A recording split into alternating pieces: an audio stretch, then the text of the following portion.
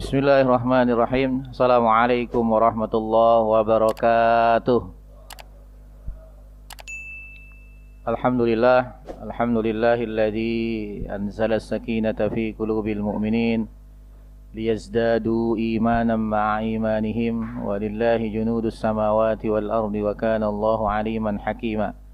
Asyhadu an la ilaha illallah wahdahu la syarikalah wa asyhadu anna Muhammadan abduhu wa rasuluhu alladzi la nabiyya ba'dah.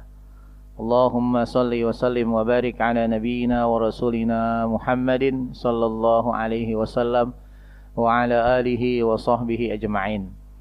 Qala Allah ta'ala fil Qur'anil Karim, a'udzu billahi minasyaitonir rajim. Ya ayyuhalladzina amanu taqullaha haqqa tuqatih wa la tamutunna illa wa antum muslimun. Shadaqallahul azim. Abad. Bapak-bapak hadirin jamaah salat maghrib Masjid Al-Ikhlas yang mudah-mudahan kita semua dirahmati Allah Subhanahu wa taala. Alhamdulillah pada malam hari ini di tahun baru ini, walaupun katanya tahun baru orang lain, Pak. Tahun baru orang lain gitu. Ya, tahun baru Masehi gitu. Ya. Tapi kita bersyukur karena umur kita masih dipanjangkan oleh Allah Subhanahu wa taala gitu. Dan walaupun sebenarnya yang bertambah zohirnya bertambah umur kita, tapi hakikatnya jatah usia kita di dunia ini semakin berkurang.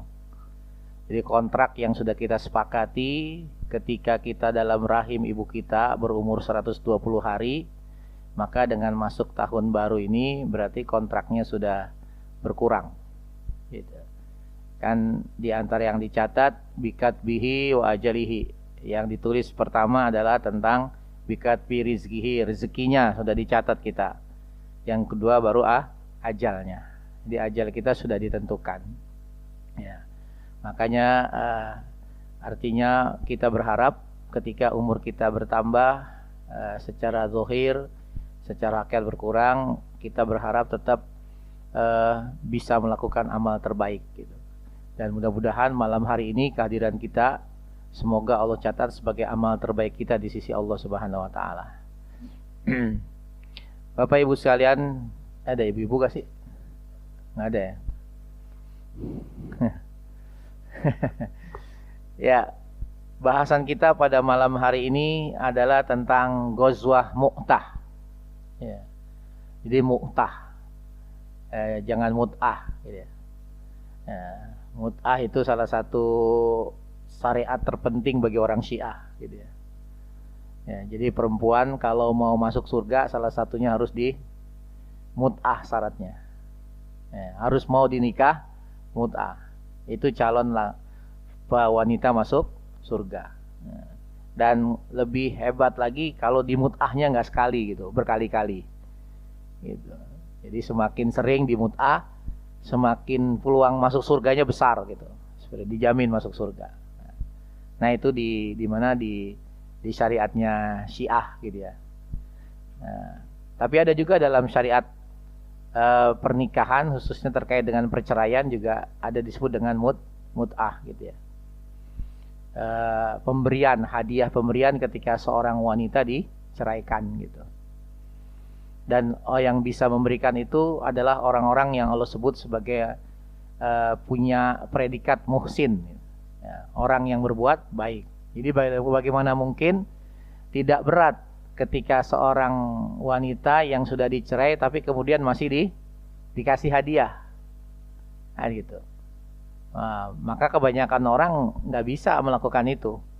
Orang sudah bukan istri saya, ya sudah selesai urusan. Tapi kata Allah, bagi orang yang punya gelar muhsin itu bisa.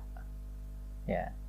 Dan saya sering sampaikan muhsin itu satu perbuatan yang jarang orang bisa lakukan. Gitu. Karena rata-rata perbuatannya perbuatan yang berat gitu ya. Perbuatan yang tidak semua orang sanggup melakukannya gitu. Maka Bapak Adin sekalian bisa lihat baca dalam Al-Qur'an ketika Allah menyebut wallahu yuhibbul muhsinin. Allah mencintai orang yang muhsin. Pasti sebelumnya didahului dengan perbuatan yang susah. Gitu. Karena memang ketika kita kembali kepada hadis Nabi yang kedua dalam kitab Arba'in Nawawi, muhsin itu adalah setelah Islam dan setelah iman. Gitu. Jadi kalau urusan iman kita, urusan Islam kita belum beres, kita nggak bisa naik pada predikat muhsin, nggak bisa. Ya. Jadi dua itu harus dilewati dulu. Dua itu harus selesai dulu. Rukun Islam kita selesai, nggak ada masalah. Keimanan kita nggak ada masalah. Maka kita akan masuk pada predikat muhsin. Gitu. Yang dalam hadis disebut ketika malaikat Jibril bertanya, ya, fa akhbirni anil ihsan. Kabarkan kepadaku, jelaskan kepadaku apa yang dimaksud dengan ihsan. Maka Nabi bersabda, anta abudallah ka'annaka tarahu fa illam takun tarahu fa innahu yarak. Engkau beribadah kepada Allah seolah-olah engkau melihat Allah. Tapi jika engkau tidak melihat Allah, tidak bisa melihat Allah dan tidak mungkin memang bisa melihat Allah, tapi sesungguhnya yakinilah sesungguhnya Allah melihat dirimu. Maka itu ihsan perbuatannya. Makanya berat seperti itu. Nah, jadi yang dimaksud di sini adalah perang Mu'tah. Satu daerah, katakan sebuah lembah di wilayah Syam, tepatnya di daerah Balqa. Ya, kurang lebih letaknya 80 km dari Masjidil Aqsa. Ya, 80 km. Jadi 80 km lagi sudah sampai ke Baitul Maqdis, Masjidil Aqsa. Jadi wilayah Syam. Masuk wilayah Syam.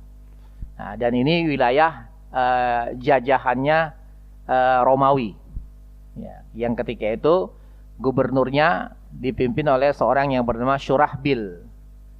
Syurahbil bin Amr al-Ghassani. Gitu.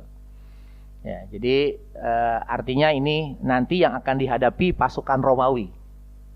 Ya, pasukan Romawi. Kita dapat berita yang gembira sebenarnya akhir-akhir ini. Salah satunya ketika Mujahidin Suriah mampu merebut pemerintahan yang dipimpin oleh orang Syiah selama ini, gitu. Yaitu Bashar al-Assad. Sebelumnya ayahnya Hafiz al-Assad, gitu. Itu orang Syiah itu semua.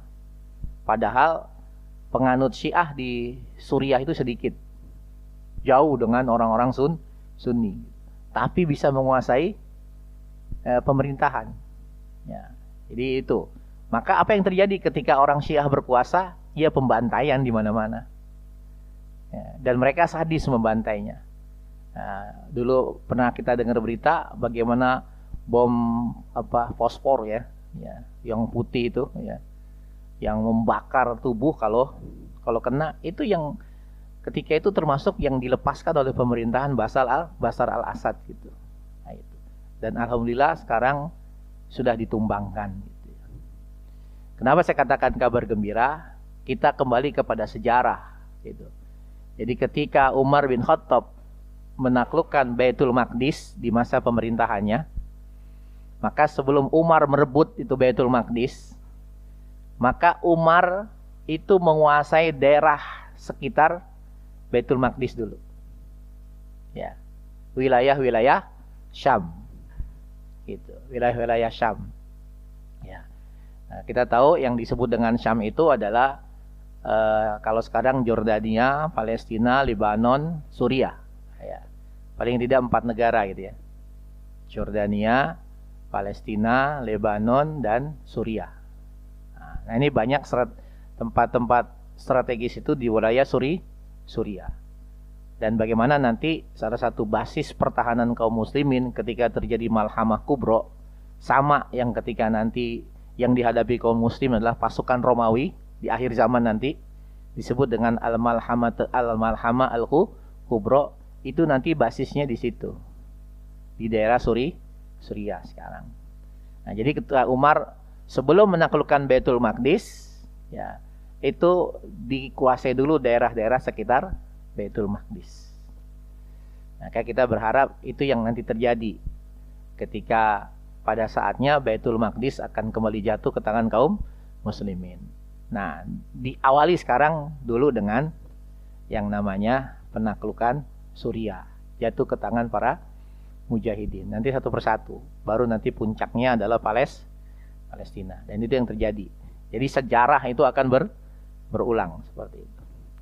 Nah, kembali lagi. Jadi ini Mu'tah nama sebuah tempat, sebuah lembah di daerah gubernuran Balqa dengan pimpinan ketika itu Syurahbil bin Amr al-Ghasani, salah satu penguasa di bawah kekuasaan Romawi gitu. Nah, ini juga perang Mu'tah ini perang pertama kaum muslimin melawan Nasrani. Ya. Setelah sebelumnya yang dihadapi oleh kaum muslimin dua, musyrikin sama Yahudi gitu. Ya, musyrikin dan Yahudi. Di perang Badar dengan musyrikin, perang Uhud dengan musyrikin, perang Ahzab gabungan musyrikin se-Jazirah Arab. Ya, suku-suku Arab yang ada. Kemudian perang Bani Nadir, perang Bani Quraidah, perang Khaybar terakhir yang kita bahas itu melawan Yahudi. Nah, kali ini di perang Mu'tah ini yang dihadapi adalah orang-orang Nasrani. Karena Romawi penganut agama Nasrani. Nah, kalau kita kaitkan lagi dengan kaitan dengan kemarin ya, tanggal 25 Desember, tanggal 1 Januari, ya, itu kan sebenarnya dipas-pasin dengan hari-hari besarnya, dengan kaitannya dewa-dewa bangsa Romawi. Ya. Jadi sebelumnya enggak begitu, di agama Nasrani enggak begitu seperti itu. Tapi begitu bangsa Romawi memeluk agama Nasrani, maka kemudian ditetapkanlah hal-hal tadi, termasuk salah satunya penetapan Yesus sebagai anak Tuhan. Nah, itu setelah bangsa Romawi memeluk agama Nasrani seperti itu. Sebelumnya enggak. Nah, itu kan terjadinya di abad ke-3 Masehi, artinya 300 tahun setelah Nabi Isa diangkat oleh Allah Subhanahu wa taala. Barulah kemudian ditetapkan Nabi Isa menurut mereka sebagai anak Tuhan. Sebelumnya enggak. Dan itu yang punya otoritas menetapkan itu ketika itu adalah Kaisar Romawi. Nah, seperti itu. Jadi kaitannya dengan agama Nasrani ini begitu. Nah, kembali lagi, jadi ini perang kaum muslimin pertama kali dengan kaum Nasrani. Apa sebabnya? Sebabnya adalah ketika Rasulullah mengutus seorang sahabat namanya Al-Haris bin Umair, ya, membawa surat beliau ya untuk Kaisar Romawi, di mana dititipkan kepada gubernur Balqa itu, Syurahbil bin Amr al-Ghasani. Begitu diterima, bukan dengan cara baik, bukan disambut sebagaimana umumnya menerima delegasi, tapi justru sahabat Nabi ini dibunuh. Dibunuh. Dalam undang-undang internasional istilahnya sangat terlarang yang namanya delegasi itu, utusan kepala negara itu, mau suka atau tidak suka nggak boleh dilukai, apalagi dibunuh, nggak boleh. Dari dulu begitu. Makanya pelanggaran besar ketika utusan seorang kepala negara itu dibunuh. Ya, ini penyebabnya. Sehingga ketika Rasulullah kabar ini sampai ke Rasulullah marah luar biasa. Rasul marah gitu. Ya, jadi pertama tentu tadi secara undang-undang internasional sudah terjadi pelanggaran besar. Yang kedua, ini menunjukkan betapa mahal nyawa seorang muslim, Pak. Ya, nyawa seorang muslim itu mahal banget. Satu saja, kemudian karena satu nyawa seorang muslim hilang, maka Rasulullah harus mengerahkan kekuatan dengan jumlah besar. Yang kekuatan ini belum pernah terjadi sebelumnya. Hampir mirip dengan perang Ahzab. Coba kita lihat, Badar berapa? 300 Rasulullah kaum muslimin. Uhud berapa? 700. Ya, Ahzab hampir 3000. Ya, itu pun 3000 itu karena adanya di dalam kota Madinah gitu.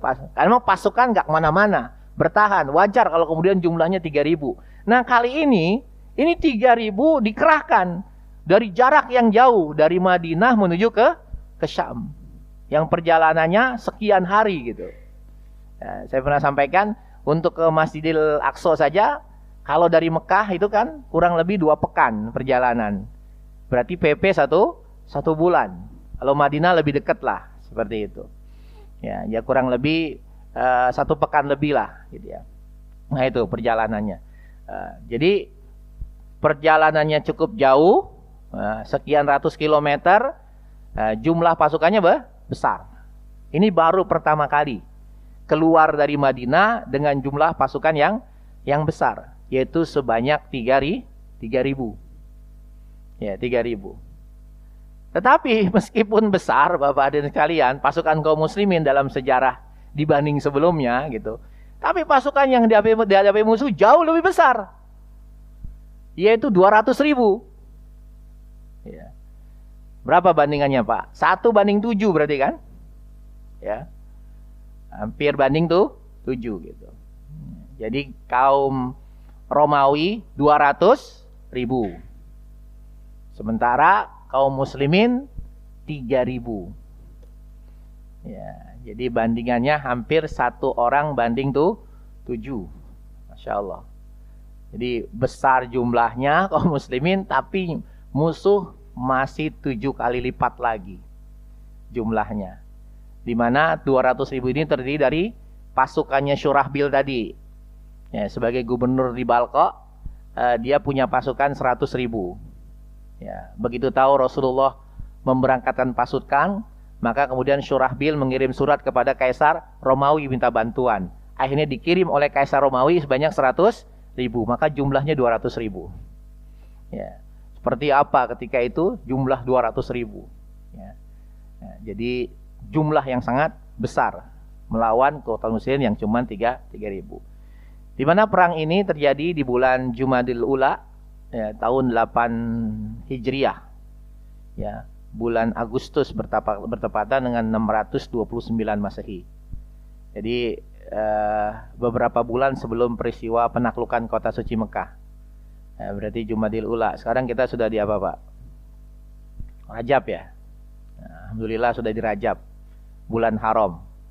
Nah, ini kesempatan saya sering bilang di mana-mana, yang selama ini banyak absen ngajinya, sekarang tutup ini sekarang.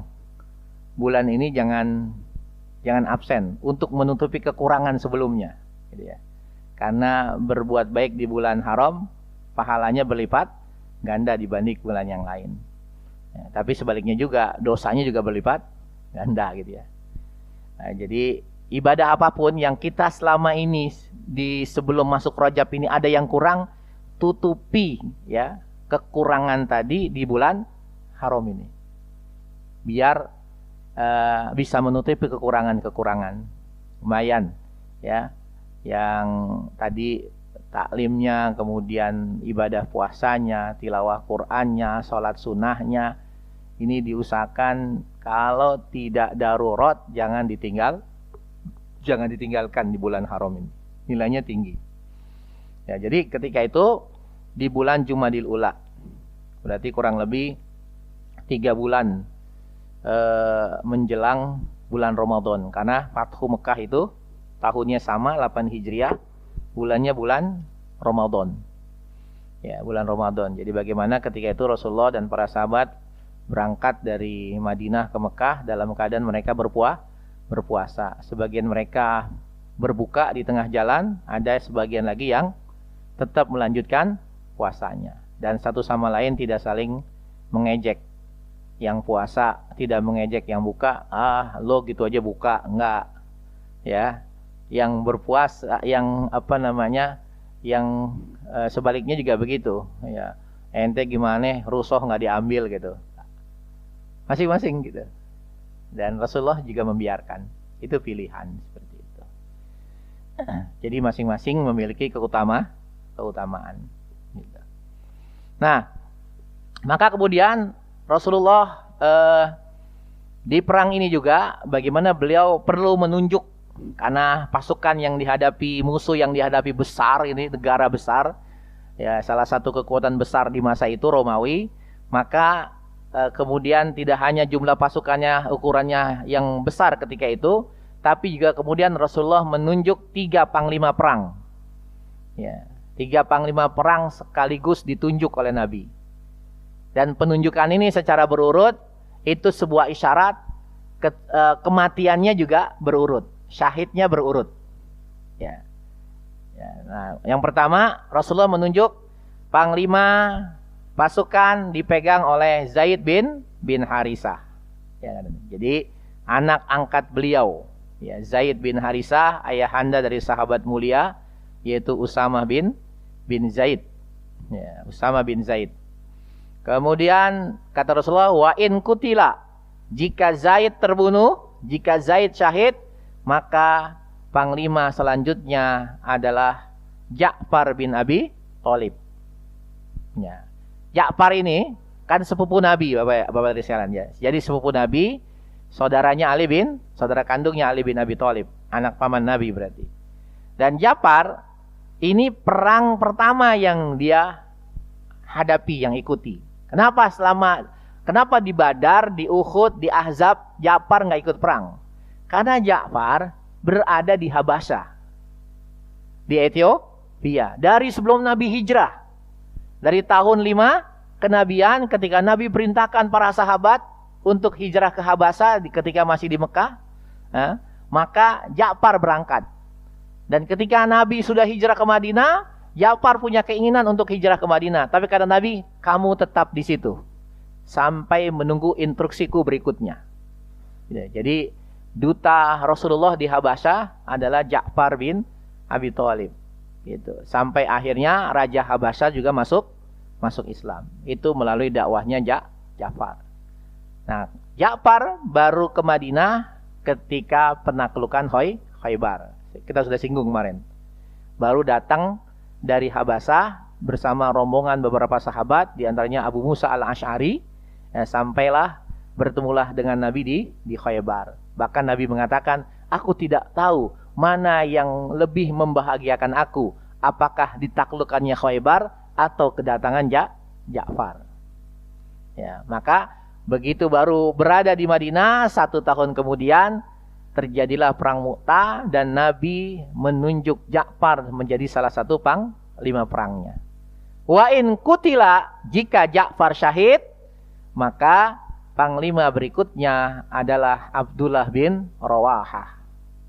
Abdullah bin Rawahah. Jadi dari 3 sahabat ini, pertama Zaid bin Harisah. Itu bukan orang Quraisy, walaupun beliau anak angkat Nabi Muhammad SAW. Karena Zaid itu asalnya sampai ke Mekah itu sebagai budak. Ya, sebagai budak dibeli oleh istri Nabi, Khadijah radhiyallahu anha. Begitu Khadijah menikah dengan Nabi, maka sebagai hadiah pernikahannya Khadijah memberikan hadiah Zaid bin Harisah kepada Nabi. Ya, saya hadiahkan Zaid ini budak saya buat engkau wahai suamiku. Nah, maka kemudian sama Nabi dirawat, dididik, ya, sampai kemudian namanya dinasabkan ke Nabi Muhammad, yaitu Zaid bin Muhammad. Sampai akhirnya turun surat Al-Ahzab, kemudian itu dihapus, balik lagi menjadi Zaid bin Harisah. Jadi Zaid bukan orang Quraisy walaupun lama di Mekah. Bahkan aslinya Zaid bin Harisah itu adalah anak kepala suku. Sebuah suku di salah satu daerah Jazirah Arab.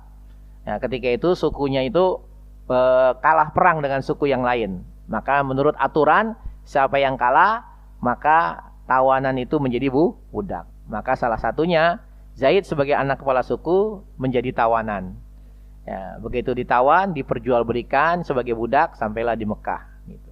Walaupun kemudian setelah lama ayahnya mencari keberadaan Zaid, dia dapat kabar bahwasanya Zaid anaknya ini menjadi anggota keluarga dari seorang mulia di Mekah yang namanya Muhammad. Maka kemudian ayahnya datang menemui Nabi Muhammad. Ketika itu Nabi Muhammad belum diangkat sebagai Nabi, lalu menyebutkan, saya ayahnya Zaid, saya ingin ambil anak saya.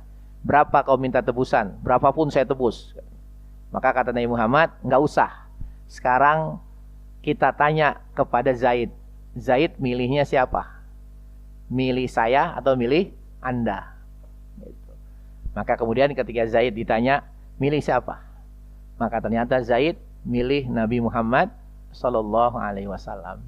Gitu. Padahal kata ayahnya, kalau kamu balik ke kaum kita, maka kamu yang menjadi kepala suku. Tapi ternyata Zaid lebih nyaman dengan Rasulullah. Kenapa? Karena akhlak beliau yang luar biasa, meskipun kepada seorang budak, meskipun kepada seorang anak angkat gitu. Makanya nyaman. Sampai juga akhirnya dicarikan jodoh oleh Nabi. Pertama oleh seorang wanita, Zainab binti Jahsin, yang merupakan sepupu Nabi. Tapi pernikahannya tidak lama, hanya 1 tahun, kemudian keduanya bercerai. Gitu. Karena tadi, ini pernikahan yang menurut Zainab binti Jahsin tidak selevel gitu ya. Nah itu makanya perlunya pernikahan itu, pasangan itu sekufu. Sekufu itu selevel gitu. Ya, jadi karena Zainab taunya selama ini Zaid adalah budak. Sementara Zainab binti Jahsin ini keturunannya Bani Hashim. Salah satu kabilah tertinggi dalam kasta Quraisy. Masa kasta tertinggi Quraisy nikahnya sama budak. Cuman kenapa akhirnya dia mau? Karena Nabi yang melamar. Ya, Nabi yang melamar. Akhirnya nggak bisa. Sampai sempat nolak. Beri saya waktu untuk berpikir. Nah, ketika dia sedang berpikir, turunlah ayat surat Al-Ahzab. Tidak pantas bagi seorang beriman ketika sudah datang perintah Allah dan Rasulnya, dia mencari pilihan yang lain. Maka akhirnya mau tidak mau, Zainab akhirnya bersedia dinikahi oleh Zaid bin Harisah. Tapi karena tidak selevel, rumah tangganya tidak harmonis. Ya, jadi artinya setiap ingin didekati oleh Zaid, terbayang ini budak, jadi nggak mau. Bahkan setiap Zaid ngajak ngobrol, Zaid ucapannya lembut, tapi Zainab ngegas mulu gitu ya, Ya, akhirnya keduanya bercerai seperti itu. Nah itu tentang Zaid bin Harisah, sampai akhirnya menikah lagi dengan wanita pilihan dari Nabi, yaitu Ummu Aiman. Nah, walaupun Ummu Aiman lebih tua, bahkan jauh lah bicara kecantikan secara kasta dengan Zainab. Ummu Aiman itu budak, ibu asuhnya Nabi, kemudian juga orang Afrika, kulitnya hitam. Tapi Nabi bilang, siapa yang mau menikahi wanita ahli surga? Nabi bilang gitu. Jadi Ummu Aiman sudah dijamin sama Nabi masuk surga. Maka akhirnya Zaid tidak melihat fisiknya Ummu Aiman. Ya, akhirnya dia pun bersedia menikahi Ummu Aiman. Sampai akhirnya dikaruniai seorang anak namanya Usamah bin Zaid. Nah, itu. Kemudian yang kedua Ja'far sudah saya sampaikan. Yang ketiga adalah sahabat Abdullah bin Rawahah. Ya, dari Ansor. Ja'far jelas orang Quraisy, ya. Sementara Abdullah bin Rawahah adalah orang Ansor, ahli sastra, ahli syair. Ya, ahli dalam bersyair adalah Abdullah bin Rawahah, seperti itu. Nah, maka tepat di hari Jumat, Nabi SAW memberangkatkan pasukan, ya, di pagi hari, ba'da duha atau di waktu duha. Nabi kemudian melepas pasukan, berangkat menuju ke Mu'tah, dalam perang Mu'tah ini gitu. Sambil Nabi kemudian berpesan, berwasiat takwa. Ya, jadi wasiat takwa itu selalu Nabi sampaikan dalam setiap menuju ke peperangan. Jadi wasiat takwa itu sebenarnya Bapak hadirin sekalian tidak hanya ada dalam khutbah Jumat. Sebetulnya ya, di khutbah Jumat kan ada wasiat takwa. Usikum wa nafsi bittaqullah, kan gitu. Seperti itu. Sambil mengutip ayat, ya, beberapa ayat dalam Al-Qur'an gitu. Tapi ternyata juga wasiat takwa selalu dipesankan oleh Nabi kepada para sahabat yang ingin berangkat perang. Dan tradisi itu, ya, itu diikuti oleh para sahabat khalifah berikutnya, baik Abu Bakar maupun Umar. Umar juga sama, ketika melepas pasukan menuju perang melawan Persia di perang Qadisiyah, Umar pun berwasiat takwa, ya.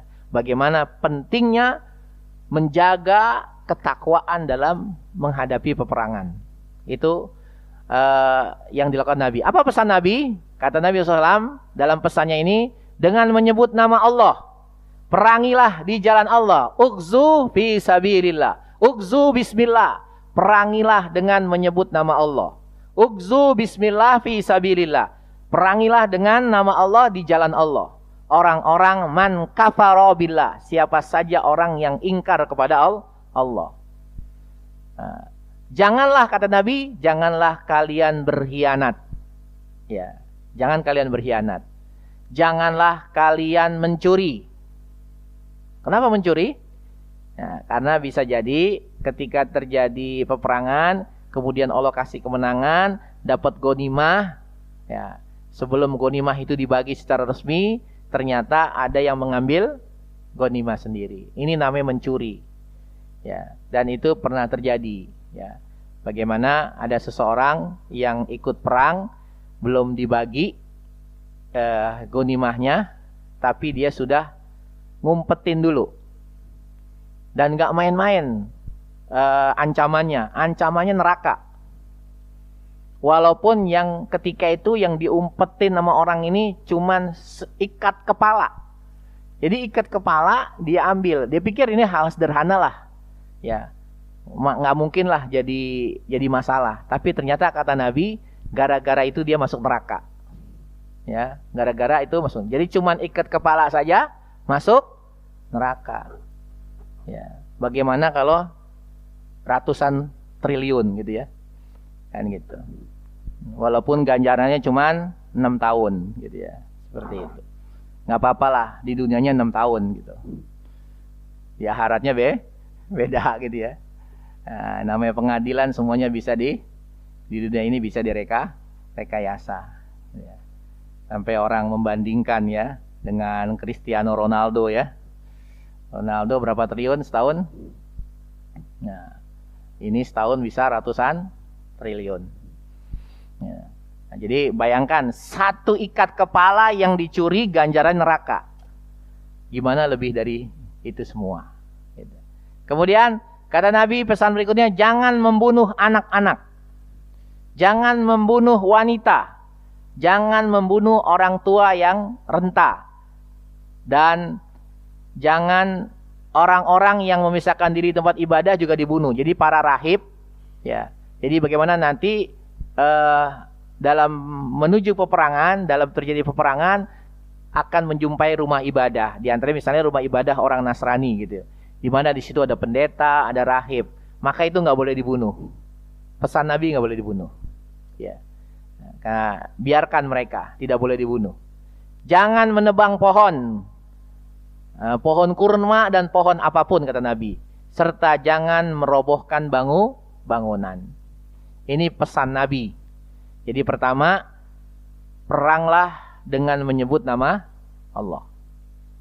Yang kedua, perang yaitu di jalan Allah, ya, karena Allah, ya, karena kata Nabi SAW, siapa yang berperang untuk meninggikan kalimat Allah, maka dialah jihad fisabilillah. Gitu. Jadi kalau orang yang berperang karena kesukuan, karena kegengsian, kemudian dia mati, maka dia tidak mati syahid, ya, dia mati dalam kejahiliahan. Gitu. Jadi harus karena Allah Subhanahu Wa Taala. Nah ini pesan Nabi SAW. Dilepaslah pasukan ini pagi di waktu duha pada hari Jumat. Maka ini juga jadi dalil Pak. Jadi nggak ada istilahnya apa ya, pamali melakukan sapar di hari Jumat. Nggak juga gitu. Karena masih ada tuh pemahaman di masyarakat kita, nggak boleh sapar di hari Jumat. Enggak. Nabi melepas itu di hari Jumat. Gitu. Karena juga nggak masalah nanti meskipun di hari Jumat, di perjalanan dia boleh tidak melaksanakan sholat Jumat. Ya. Apalagi kalau dia naik kereta atau naik pesawat. Lain lagi kalau bawa supir mobil sendiri, itu bisa diatur, bisa sholat Jumat. Artinya yang saya ingin sampaikan, tidak ada istilah pamali, ya, untuk melakukan sapar di hari Jumat. Termasuk sebelum Jumat itu sendiri, sebelum melaksanakan Jumat, artinya di pagi harinya. Nanti aja habis sholat Jumat, enggak juga. Boleh. Gitu. Berarti nanti dia terikat dalam keadaan sapar. Ya, salah satunya tadi tidak mengapa ketika dia tidak melaksanakan sholat Jumat. Wah, sayang dong Ustaz pahalanya. Pahalanya sama walaupun enggak sholat Jumat gitu. Kan gitu. Karena Nabi mengatakan gitu.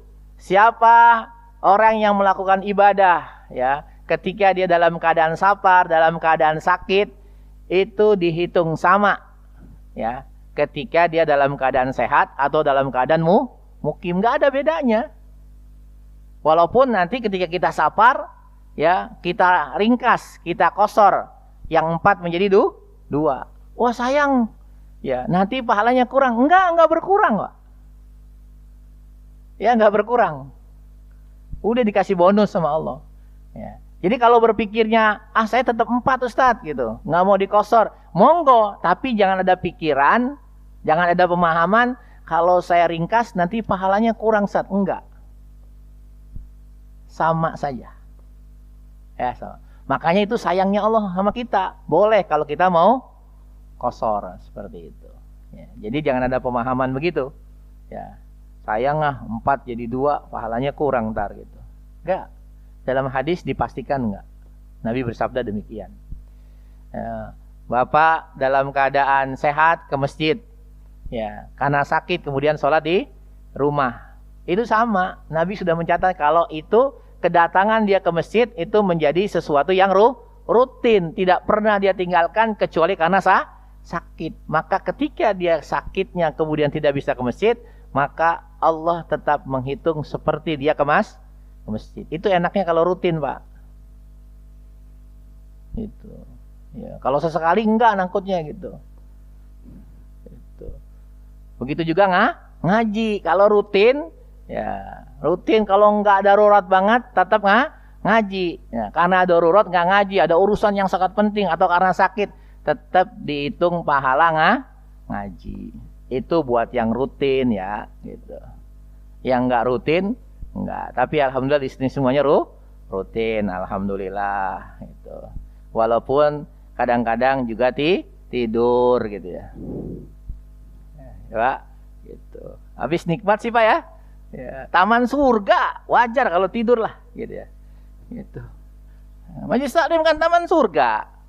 Taman surga kan ya nyaman, makanya wajar kalau tidur. Makanya saya nggak bangunin, biarin aja gitu.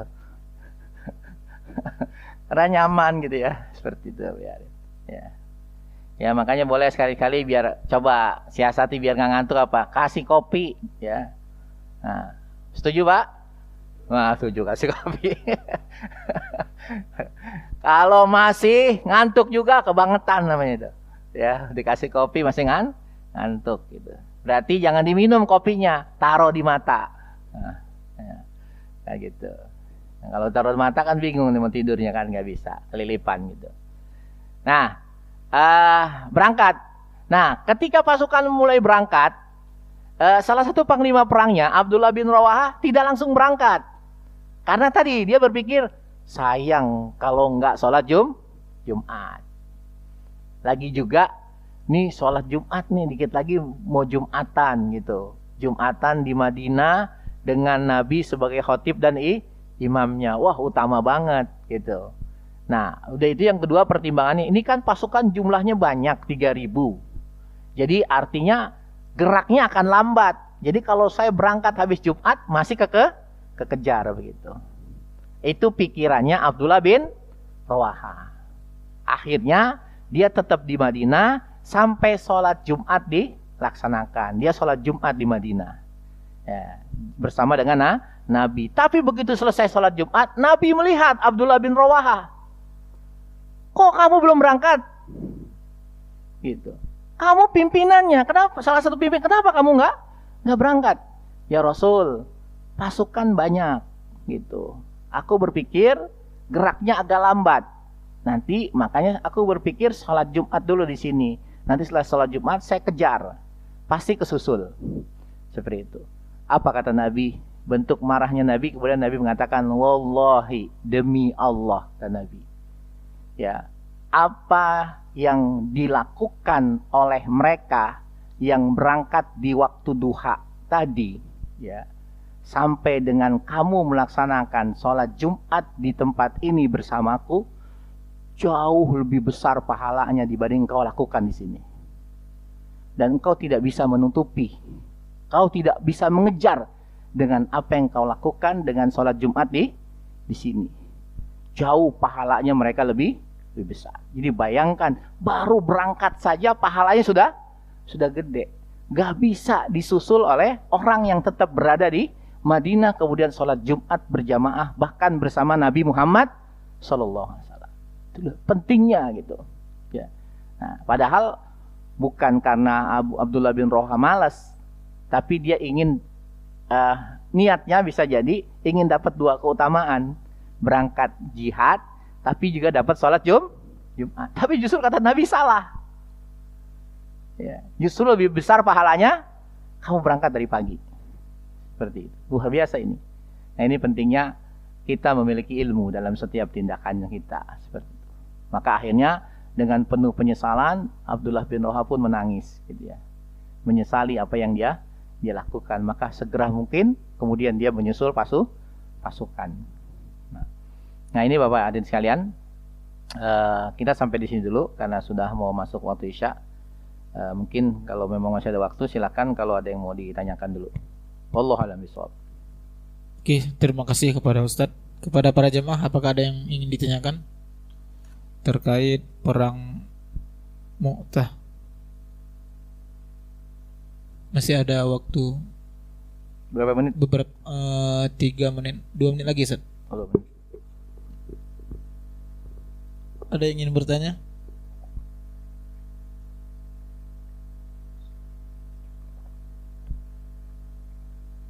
Sudah ada mungkin, Ustaz. Udah. Ini sudah sangat jelas. Apa emang nggak ngerti ini?